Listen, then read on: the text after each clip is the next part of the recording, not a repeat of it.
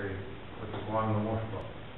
Se pa globoko strinjam, kar je prej povedal, da dejansko je treba to piramido kot tako vzpostaviti. Kar pomeni mladi in pa ta potekovalno moštvo, na koncu tega potekovalnega moštva pa jaz osebno vidim tudi organizacija kot on lekaj bo zdravstvo recimo in vse bi mogel biti cilj teh tam nazaj, da pride enkrat na ta nivo, ko je bil pa pač kupiti. Mislim, da to, mi smo dali ponudbo, tudi njemu že z imenom poslali, ampak moram reči, da se je nekako diplomatsko v tem delu spretno izognil, ampak kljub temu lahko rečem, da on je tudi v zdravstvu, neposredno bližina športna dvorana kot Mežaka, živo delal.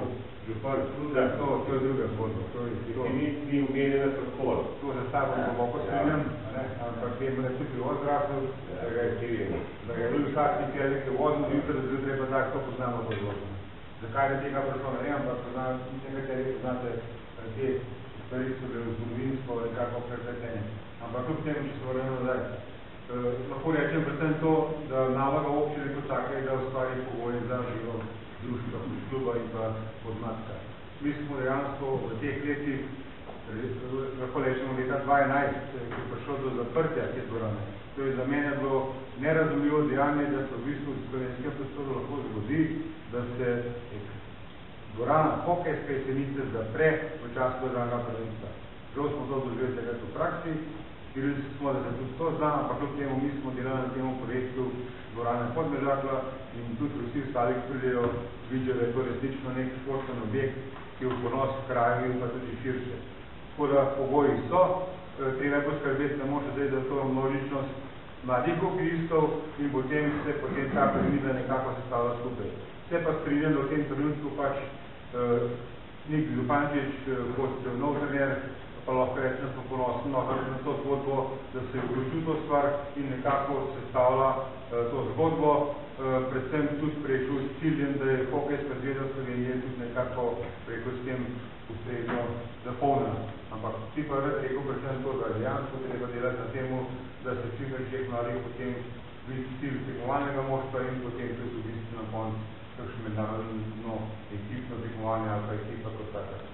Tako da v tem delu sem pripričan, da nas čaka še kar nekaj napora in pa nekaj dela, ampak to smo omenili pač, ne povem, da mi za hokej kot hokej dajemo praktično kot občina 35% denarja, ki se daje za šport preko proračuna. Striktno za hokej. S poudarkom na mladih in pa temu moštvu, ki se zdaj nekaj zgovarjamo. Tako da mi smo v preteklem proračunu kot takom namenili, bom povedal številka, okoli 80.000 evrov za ves pogon hokeja na jeseni. To je v bistvu zelo veliko, plus pogoji še recimo dvorane kot tak. Tako da kaj vidim, da smo mi kot lokalna skupnost dejansko vpleteni, zavedamo se, da je to pač tudi blagovna znamka preko kraja in pa širše in mislim, da bo treba na temu tudi nekaj delati, recimo, da se te stvari potem še dogradi.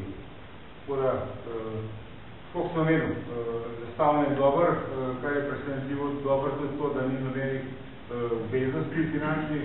Mi vemo, kaj se dogaja s športom v Sloveniji, kaj se dogaja s športom, kaj se dogaja z nogometom, pa z rokometom, pa ne vem, ampak v konču pa to nas v tem trenutku ne briga.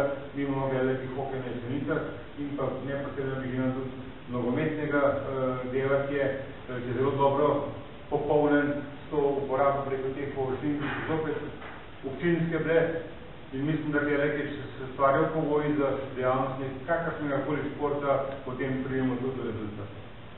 Tako da v tem delu lahko rečem predvsem čestitke še enkrat vsem, ki ste v tem delu delali, mi smo po svojih možeh parirali, kar se dal recimo in je pa to treba povedati dejansko to gre preko proračuna, v tem proračunu odloča občinski svet in če ga ti ustrezno predstavljaš, če ti umeniš, kakšne so te zgodbe preko hokeja kot tazga, da tudi potem te stvari da nekako zadelati. Tako da, v tem delu to smo pa že treba še kaj.